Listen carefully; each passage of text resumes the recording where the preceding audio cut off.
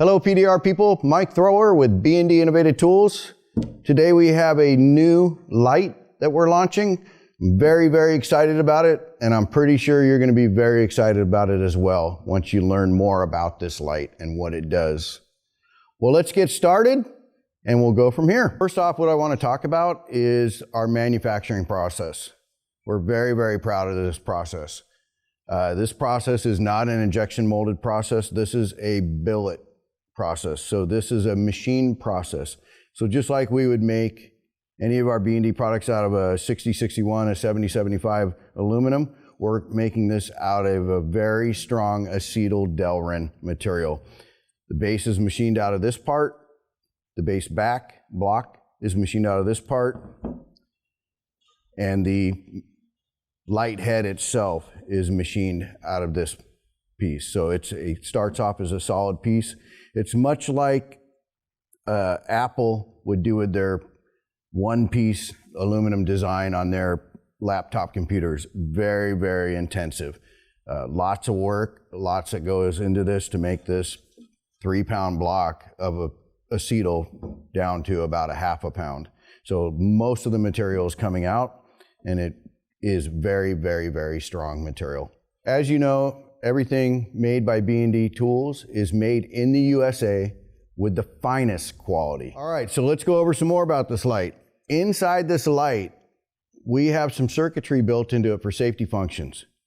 We don't want you plugging in 20 volt, 18 volt, 24 volt, whatever volt you think you can stuff into this thing and run it. We have circuitry that only allows it to put out 12 volts. What does this mean? This means when you plug in a 20 volt battery, it's only getting 12 volts to the light head.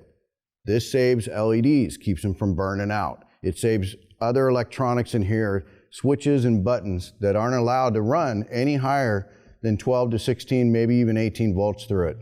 That's what this does. This ensures that this light is not going to burn out and come back to us. You're not going to have light strips burning out just redundantly over and over because of overpowering a light. So I want to get down to the nitty-gritty. This is what you all want to know. How does this thing work? Well, let's take a look. Base is a standard Ryobi. So it's going to take your standard Ryobi battery. They probably make 10 different styles of this battery.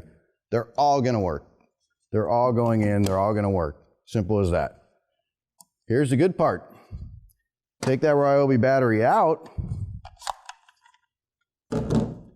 Add the Ryobi adapter to the Makita.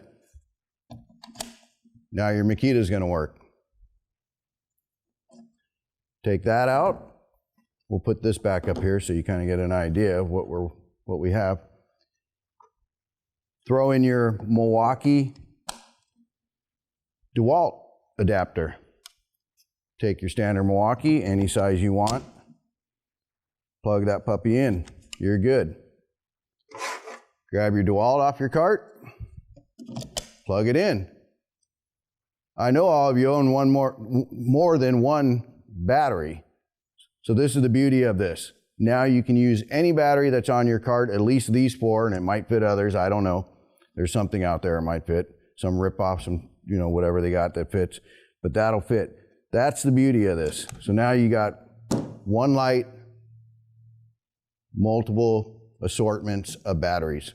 So those batteries that are sitting on your drills, you run out of the Ryobi battery, grab your drill battery, you're good to go. Whatever you use, whatever your forte is in batteries, everybody has their favorite brand. The beauty of it is these are nice and cheap from Home Depot or online. Okay, well here it is. You've been waiting for it. Let's see what this light does. It has other tricks up its sleeve. So we're going to plug in our standard Ryobi into the base. Side buttons over here. The side buttons actually control the warm, cool, warm. Also, the side buttons dim or brighten each one of the lights. So you can go as dim as you want, and you can go as bright as it'll go at 12 volts. Also separately on and off. So each one of those warm, cool, warm lights is controllable. Another feature that we added, we didn't want to stop there. We want to add the RGB. So the RGB is ran by the dials separately. So you can bring in blue, green, and red separately. Or you can run them all together to make your different colors, whatever color you prefer. You can try to get a white out of this if you want, to try to get more fog in there in the white. But that's another feature. They can all be turned on or off, 100%. So the last feature I want to talk about is fog versus a straight line or a sharp line. Well, we fixed that problem because now you can adjust this board to do what you want without taking the light apart. So from the back side, we have some dials here, and you can dial the board down and adjust it to whatever preference, thickness, sharpness, fog, whatever you need. So we can go to a straight line board. We can throw in this stuff, whatever you want to do, it's going to do it. It's going to go from straight line to fog, from fog to straight line, to in between somewhere. It's going to cover everything you need it to do.